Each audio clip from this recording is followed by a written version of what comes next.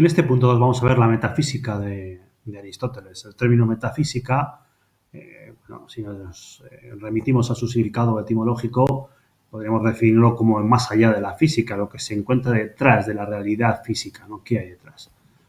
Tenemos que decir que una de las grandes pasiones de Aristóteles fue siempre la observación, ¿no? Él era pues bastante científico y por tanto se fiaba bastante de lo que los sentidos le aportaban, ¿no? Él trataba de, así como Platón en algún momento, al principio, pues sobre todo quiso dar respuesta al porqué de esa filosofía que sustentaba la política, ese mundo utópico, y por lo tanto construyó cómo debía ser la realidad, cómo debía ser el hombre, cómo debía ser el conocimiento de cara a conseguir un estado utópico. Aristóteles cambia un poco el foco, ¿no? El problema para él es el problema del cambio. Trata de explicar por qué las cosas, por qué las realidades cambian, ¿no? Sus preocupaciones fue encontrar una explicación racional de lo que nos rodeaba, por qué cambia, ¿no? Ese interés sobre el cambio y el movimiento, pues él se percató de que realmente las cosas pues cambian, ¿no? Lo que nos rodea es una realidad diversa, diferente y múltiple, y además se halla en continua y perpetua transformación, y siempre está cambiando, ¿no? Los ejemplos de las estaciones suceden una detrás de otra, los niños son hoy, mañana serán jóvenes, pasados serán ancianos, etcétera, etcétera, ¿no? Heráclito, de alguna manera, como sabemos, recogió esta constatación de nuestros sentidos, todo sea en perpetuo cambio, y en cambio Parménides, pues bueno, cuestionó que los datos dados por los sentidos pues nos podían engañar y de alguna manera pues el movimiento es posible, pues el cambio, decían que no es posible, ¿no? Pues el cambio es el paso del ser al no ser, ¿no? Una concepción de Parménides. Como sabemos, la teoría platónica supone una especie de síntesis de estas concepciones opuestas, pero, sin embargo, para Aristóteles, Platón solo puso una encima de otra, solo puso la teoría de Heráclito, perdón, y de Parménides, ¿no? Porque yo considero que su respuesta no era auténtica explicación de la naturaleza del cambio, ¿no? De que para entender el pensamiento de Aristóteles debemos adentrarnos tanto en su física, es decir, la ciencia del móvil, como en su metafísica, es decir, lo que hay detrás de esa materia, ¿no? ¿Cómo entiende él qué es la realidad, ¿no? En este punto 2 nos explica la realidad sustancial.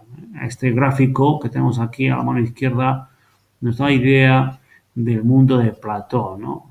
El mundo de Platón estaba dividido entre ese mundo ideal, de ideas, y ese mundo sensible, las cosas, la materia, ¿no? Aristóteles hace como una pequeña síntesis de esas dos cosas y lo une, esos dos mundos, lo une en lo que él llama la sustancia. La concepción metafísica de la realidad, para Aristóteles, dice que la realidad es aquello que es y existe y lo denomina sustancia.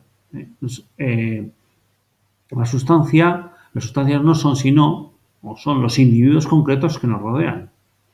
Lo concreto, no lo ideal, no el modelo, sino cada cosa, cada árbol concreto, cada caballo concreto. Para Aristóteles, todo lo que nos rodea son sustancias y constituyen la única auténtica realidad. Nos tenemos que quedar con esta idea de sustancia en la concepción aristotélica. Toda la realidad, cualquier cosa de la realidad, lo particular. Así dice que toda sustancia es algo concreto y se encuentra en un lugar y en un momento determinado, ¿no? En un momento determinado y en un estado determinado. Por eso la realidad sustancial constituye una síntesis, una unión de los dos mundos platónicos. Él lo resume en esa teoría suya que es el ilemorfismo, ¿no? Y dice así que toda sustancia, es decir, cualquier elemento que nos encontramos, un caballo concreto, está compuesto de una parte que es materia y otra parte que es forma, ¿no? Se puede distinguir así la materia de la que está formado un árbol, por ejemplo la madera, y su esencia, aquello que hace que sea árbol, aquellas características, aquel conjunto de características que hace que sea un árbol y no otra cosa.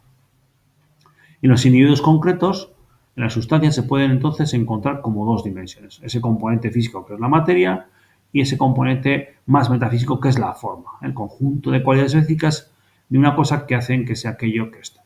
Si nos fijamos, estos dos elementos son los dos elementos platónicos, pero en este caso están unidos, no están separados. Cuando criticábamos la teoría de las ideas decíamos que Aristóteles no podía admitir que la cosa y su idea, su molde, estuviesen separados, su esencia, ¿no?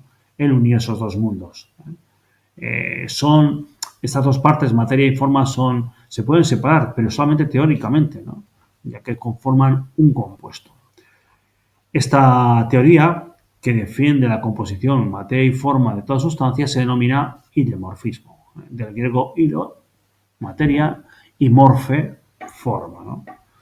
Materia y forma. Sin la materia y la forma, pues la cosa no es nada, ¿no?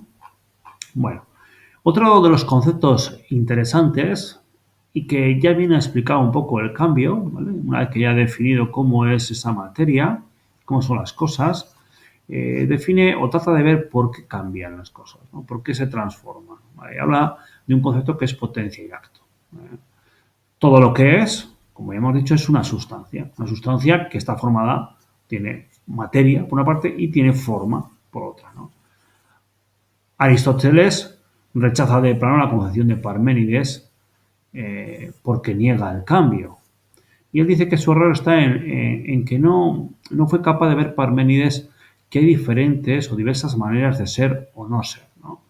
Y vamos a verlos. Hay una que es relativa, una manera relativa de no ser, y una manera absoluta de no ser, ¿no? Por ejemplo, una semilla de un árbol no es un árbol, una semilla de un árbol, pero puede llegar a serlo.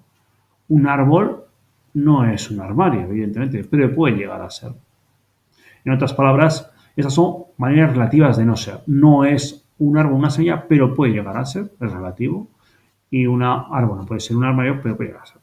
En cambio, una semilla, por ejemplo, no puede ser una gallina, no llegará nunca a serlo, ¿no? Por eso habla él de que aquí, en este caso, es un modo absoluto de no ser. Claro, en este caso, en este modo absoluto de no ser, evidentemente Parménides tenía razón, pero no en el otro, no de ser en esa manera relativa de no ser. Bueno, aquí tenemos estos dos gráficos que pues nos pueden ayudar a comprender este concepto. Y bueno, tenemos que decir que esa distinción entre no ser relativo y no ser absoluto nos lleva a una diferencia fundamental, a una teoría aristotélica sobre la potencia y el acto. Bueno, la potencia, diálogo, es la capacidad que posee la materia de una sustancia de asumir o recibir una forma diferente de la que tiene. En potencia hablaremos, un trozo de mármol en potencia puede llegar a ser una estatua. Tiene esa potencialidad, tiene esa posibilidad, tiene muchas posibilidades, pero una de ellas, en potencia puede ser algo, ¿no? Y en acto es la realidad actual de cualquier sustancia. En este momento está en acto el mármol o la estatua, ¿no? Entonces, la realidad actual de cualquier sustancia es la forma particular que ha recibido la materia. Eso está en acto. En este momento, esta realidad, esta materia, esta forma es esta. Y puede llegar a ser, tiene diferentes posibilidades, diferentes potencias, puede llegar a ser algo, pero tiene un abanico limitado de cosas. No puede ser cualquier cosa un trozo de mármol, ¿vale? Este binomio, acto y potencia, es lo que hace posible explicar el fenómeno físico del cambio. Todo ser está en acto, toda realidad particular está en acto ahora en este momento y tiene diferentes potencialidades, diferentes potencias, diferentes posibilidades de ser. Esto explica el dinamismo que regula el mundo. El cambio, pues bueno, está explicado desde este punto de vista.